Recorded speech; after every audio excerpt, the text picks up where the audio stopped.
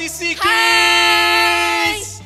Halo adik-adik semuanya, apa kabarnya? Pastinya dahsyat, luar biasa, yes, yes, yes, mantap. Oke adik-adik, sebelum kita mau memulai memuji dan memuliakan nama Tuhan, kita mau apa? Doa. Oh iya, doa adik-adik. dulu. Ayo lipat tangannya, tutup matanya, kita mau berdoa. Tuhan adalah Bapa kami yang di surga, kami bersyukur. Yes. Kami bisa bangun pagi, kami bertemu sama orang yang kami sayang. Amen. Tuhan, sekarang kami ingin memuji dan memuliakan Tuhan. Biarkan kami melompat dan Yes. menari untuk Tuhan. Terima kasih ya Tuhan, dalam nama Tuhan Yesus, haleluya. Amin. Are you ready for praise Jesus? Oke semuanya kita menari-nari dulu ya. Oke. Keluarin suara kalian ya dengan semangat, oke? Karena lagu ini juga semua.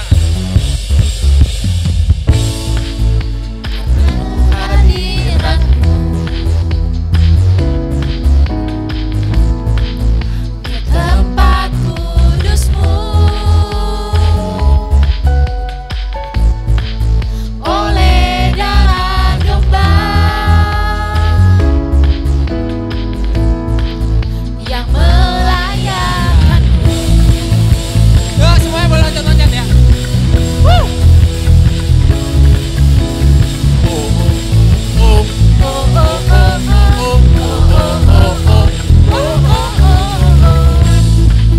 Karena kebenaran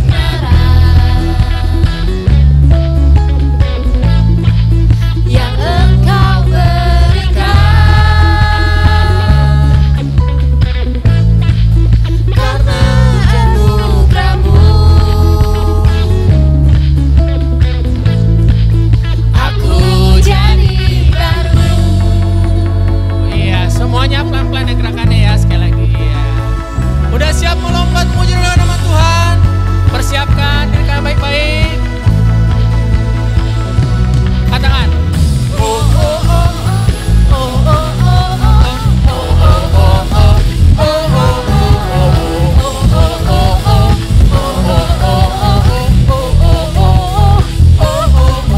Katakan kudus-kudus Tuhan. Kudus, kudus Tuhan, Bapa yang mulia, sanggup mengubahkan seluruh hidupku, sempurna seperti-Mu.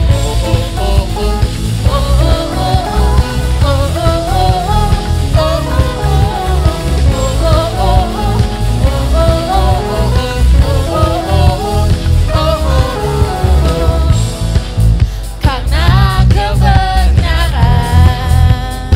Yang kau berikan. yang Engkau berikan, karena anugerah-Mu, aku jadi baru. Kudus untuk hidupku, ku persembahkan, berkenan untuk kemuliaan Jesus, Jesus, Jesus, Lamb of God, who sang, who died and rose again, sitting on the throne. I will sing, I will shout, I will praise to you, my King. Kudus, kudus Tuhan, Bapa yang mulia, sanggup mengubahkan seluruh hidupku, sempurna seperti-Mu. Kudus, kudus Tuhan, Bapa yang mulia, sanggup mengubahkan seluruh hidupku, sempurna seperti-Mu.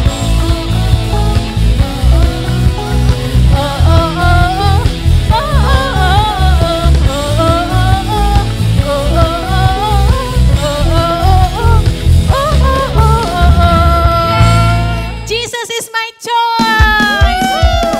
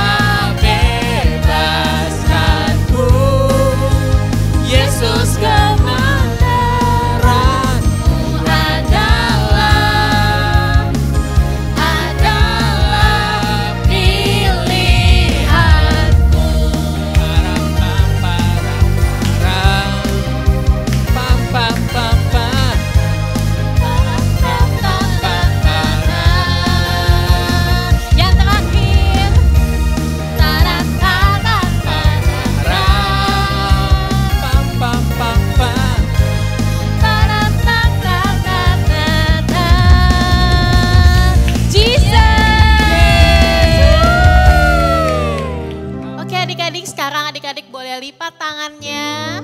Adik-adik tutup mata. Kita mau dengarkan firman Tuhan. Habis ini kita siapkan hati kita lebih lagi siap untuk dengar Tuhan bicara sama kita semua.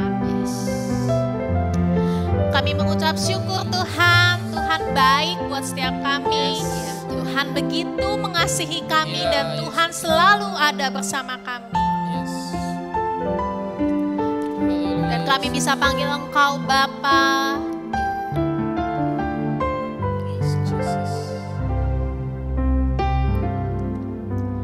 Bapa-Ku datang kepadamu, ucap syukur atas kebaikan-Mu. Sekarang ku buka telingaku, ku mau dengar suara-Mu, biar ku mengenal-Mu lebih dalam, lebih dekat. Bapa, ajarku mengerti tentang isi hati-Mu. Kita nyanyikan lagu ini lagi adik-adik. Bapa-Ku datang kepada kami, bawa ucapan syukur kami Tuhan. Ucap syukur Atas kebaikan-Mu, kami buka telinga kami. sekarang ku buka Telingaku, ku mau dengar suara-Mu, biar ku mengenal-Mu lebih dalam, lebih dekat. Bapa, ajarku mengerti tentang isi hati-Mu.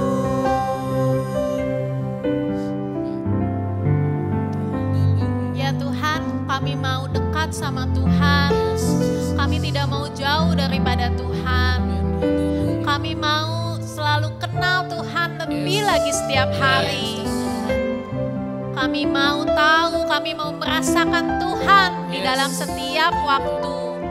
Waktu pagi, waktu siang, waktu sore, waktu malam, bahkan sampai kami tidur.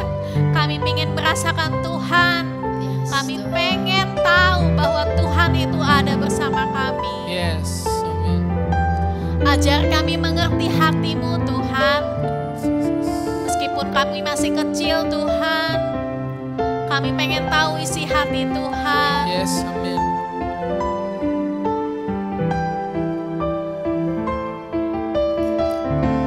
Katakan lebih sungguh lagi, kita angkat tangan kita. Katakan biar ku mengenal-Mu, biar ku mengenal-Mu lebih dalam, lebih dekat. Bapa, ajarku mengerti tentang isi hati-Mu, biar ku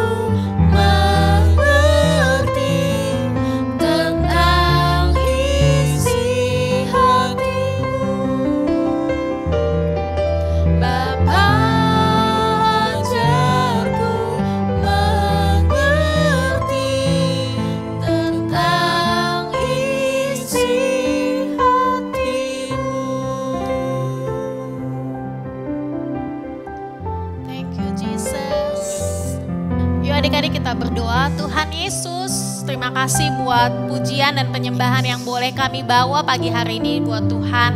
Itu berasal dari hati kami Tuhan, karena kami mau senangkan hati Tuhan. Tuhan, sebentar kami mau dengar firman-Mu, biar Tuhan juga buka hati kami, telinga kami, untuk kami benar-benar dengar-dengaran sungguh-sungguh akan setiap kata yang keluar dari kakak pembina kami Tuhan. Supaya kami boleh mengerti isi hati Tuhan, kami boleh tahu apa yang harus kami lakukan. Meskipun kami masih kecil, kami tahu kami harus ngapain dalam hidup kami. Dalam nama Yesus, haleluya, amin. Halo teman-teman semuanya, apa kabarnya hari ini? Kak Novi percaya teman-teman semuanya dalam keadaan sehat, kuat, dan bersemangat. Dan Kak Novi juga percaya teman-teman semuanya sudah siap ya untuk mendengarkan firman Tuhan bersama-sama.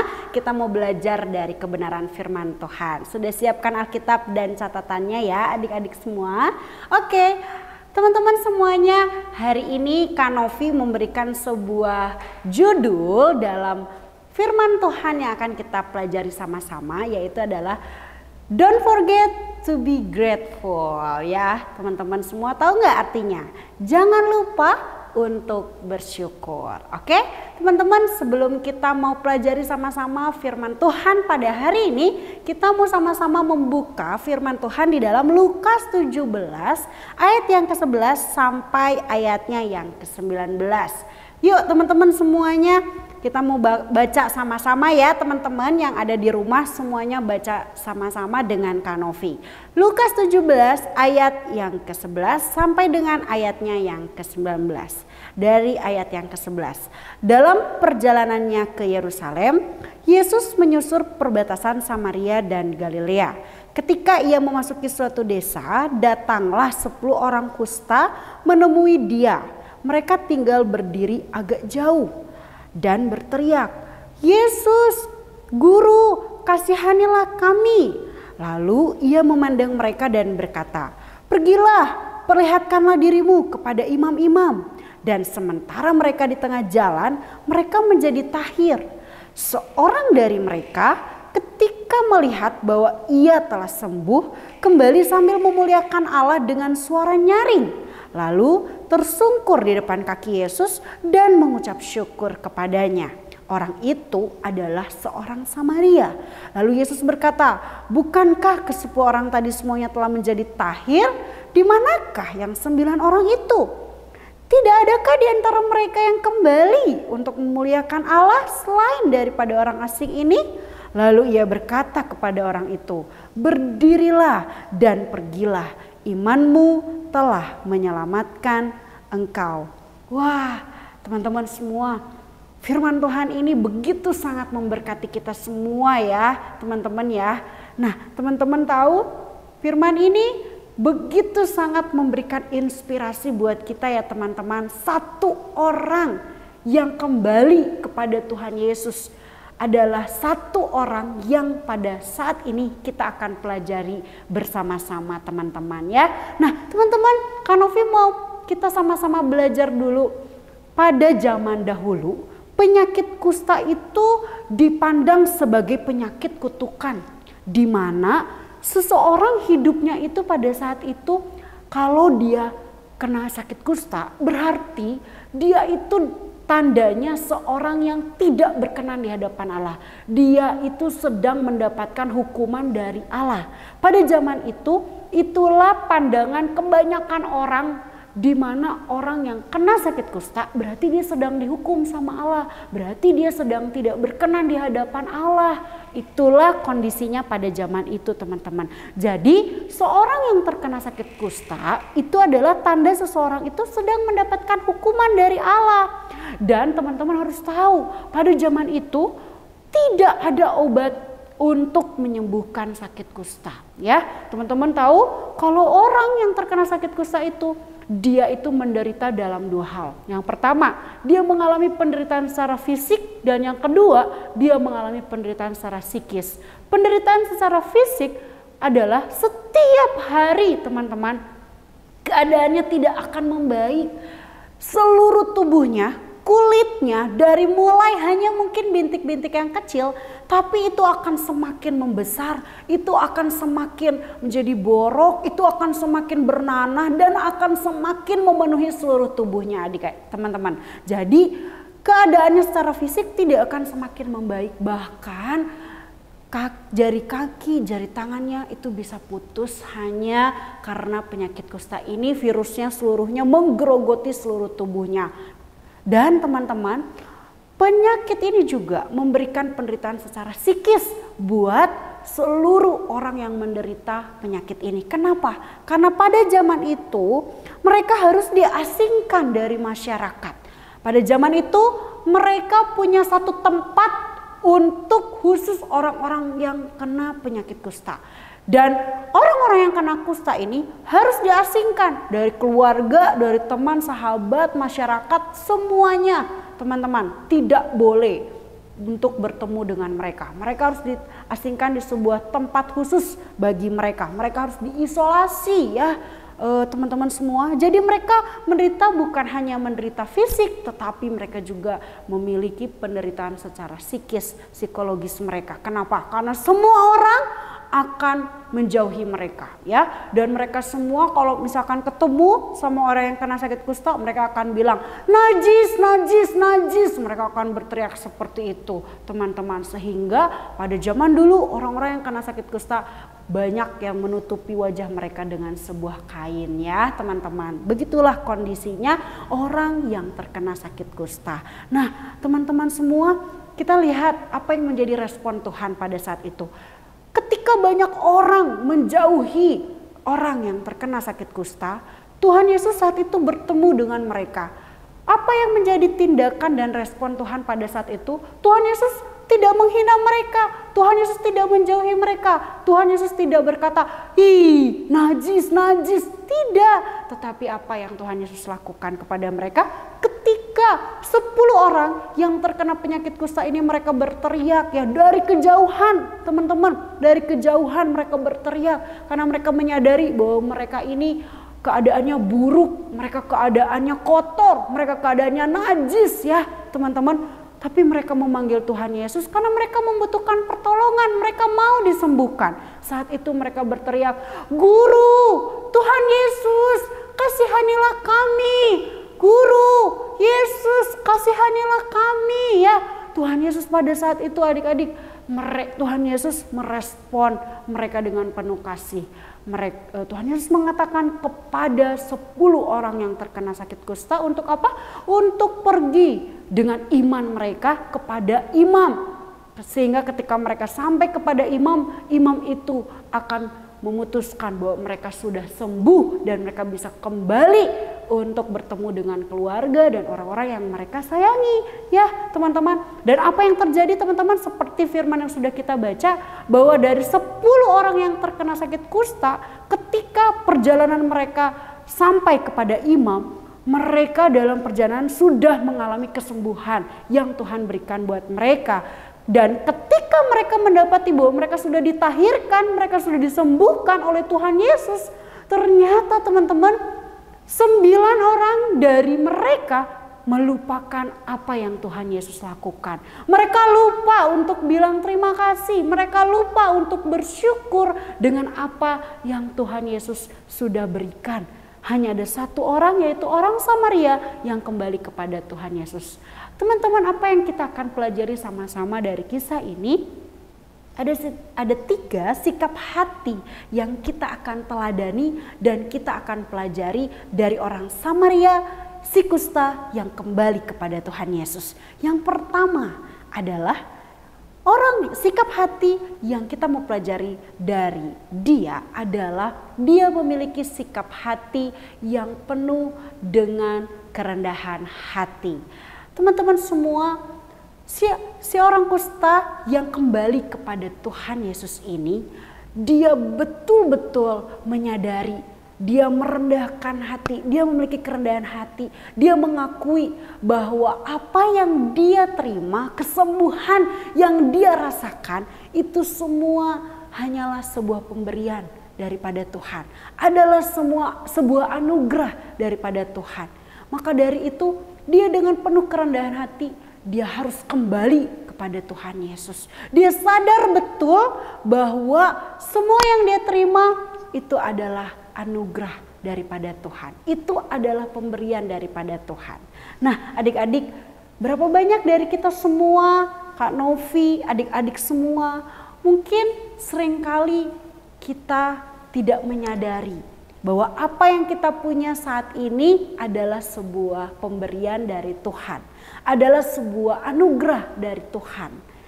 Ini adalah saat yang tepat untuk kita sadar bahwa ketika kita semua masih bisa bernafas dengan gratis, kita masih bisa melakukan banyak aktivitas dan kegiatan setiap hari meskipun hanya di rumah saja ya adik-adik. Meskipun mungkin kita sepertinya terisolasi, kita cuma bisa melakukan aktivitas kita di rumah saja. Tetapi keadaan kita jauh lebih baik dari keadaan orang-orang yang mungkin saat ini mereka tidak bisa menikmati apa yang kita bisa nikmati. Dan semuanya itu adalah pemberian dari Tuhan.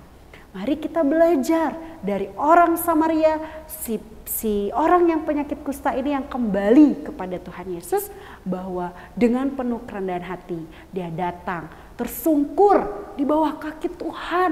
Dia mengucap syukur, Tuhan terima kasih buat anugerah yang Engkau masih berikan untukku. Dan yang kedua, sikap hati yang kedua yang kita mau pelajari dari orang Samaria si sakit kusta ini adalah sikap hati yang menghargai. Sikap hati yang menghargai perlu kita miliki dalam kehidupan kita semua teman-teman.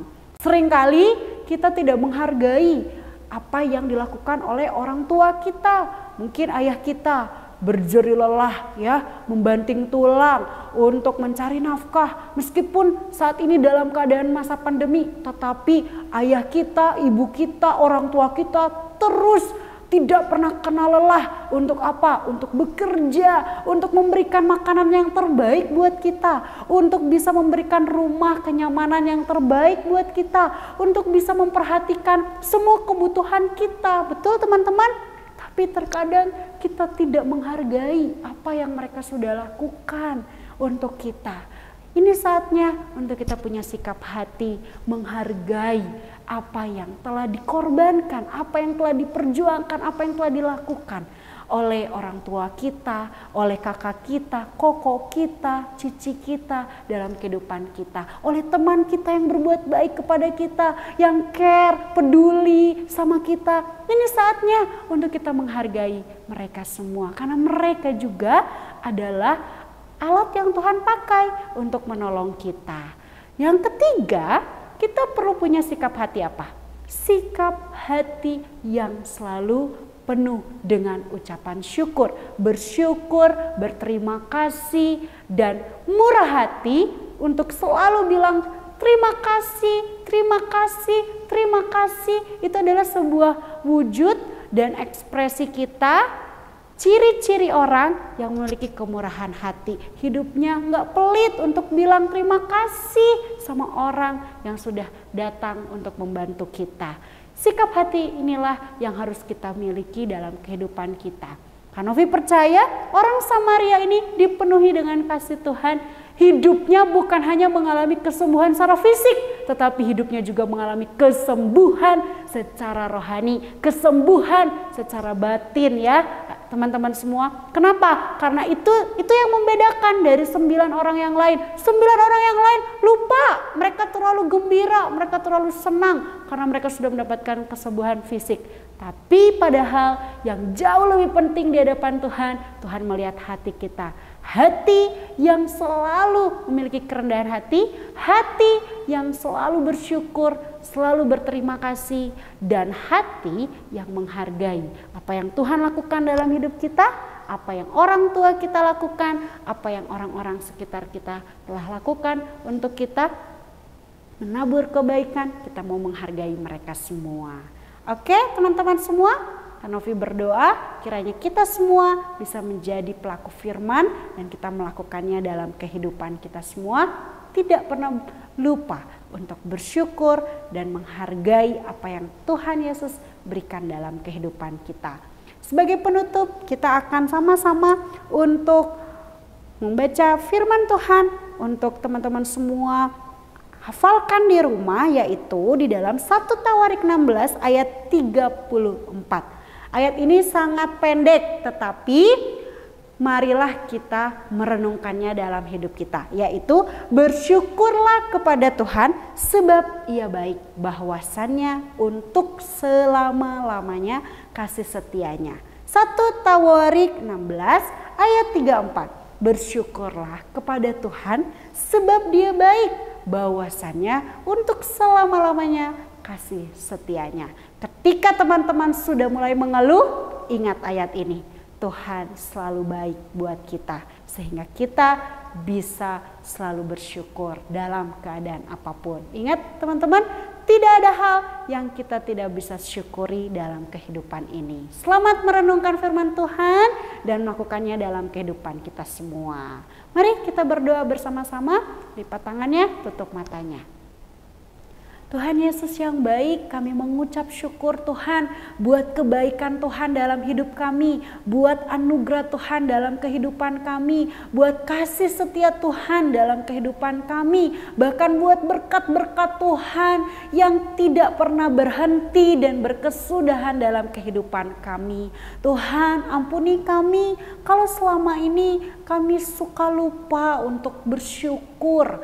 Kami suka lupa untuk mengucapkan syukur kami kepada Tuhan. Ampuni kami Tuhan. Tapi mulai hari ini ya Tuhan, kami berkomitmen, kami mau bersama-sama di hadapan Tuhan. Kami mau selalu bersyukur. Kami mengucap syukur dalam segala keadaan. Tuhan, kami belajar dari orang Samaria, si penyakit kusta yang telah Tuhan sembuhkan dan kembali datang kepada Tuhan.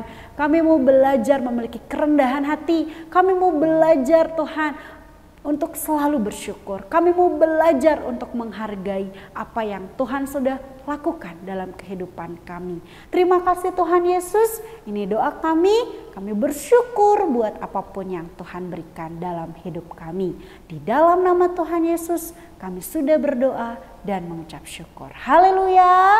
Sama-sama yang percaya katakan amin. Tuhan Yesus memberkati. Pertama, berbahagialah orang yang miskin di hadapan Allah, karena merekalah yang mempunyai kerajaan sorga. Yang kedua, berbahagialah orang yang berduka cita, karena mereka akan dihibur. Yang ketiga, berbahagialah orang yang lemah lembut, karena mereka akan memiliki bumi. Yang keempat, berbahagialah orang yang lapar dan haus akan kebenaran, karena mereka akan dipuaskan.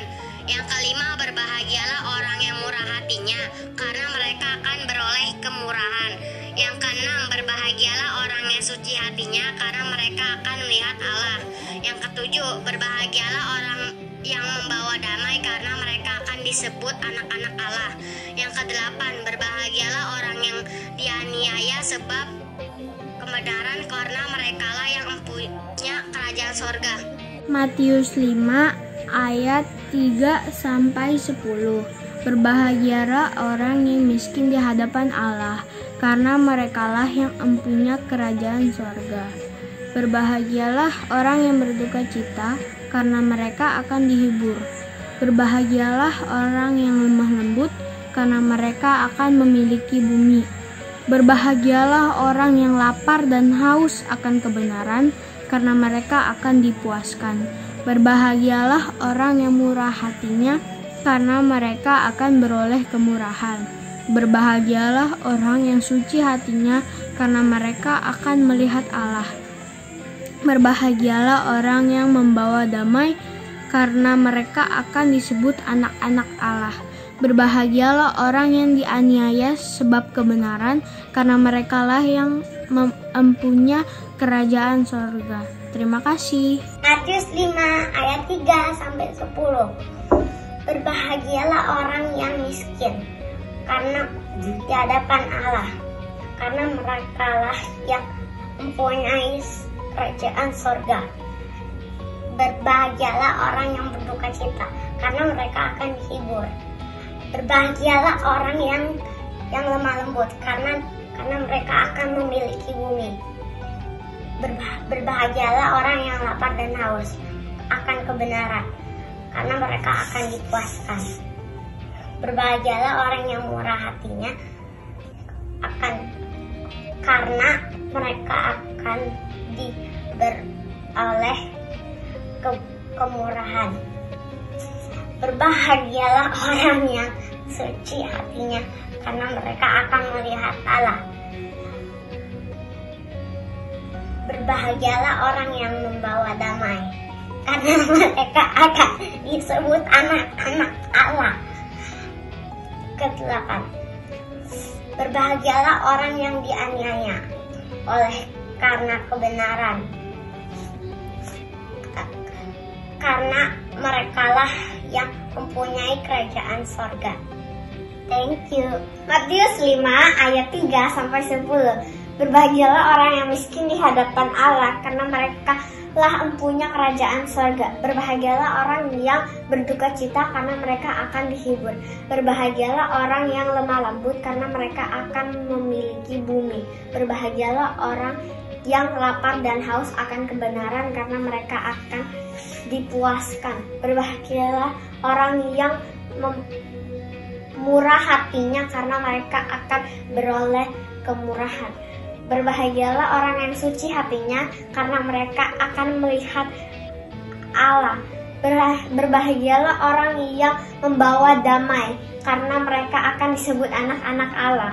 Berbahagialah orang yang dianiaya oleh sebab kebenaran, karena mereka lah yang empunya kerajaan surga. Thank you.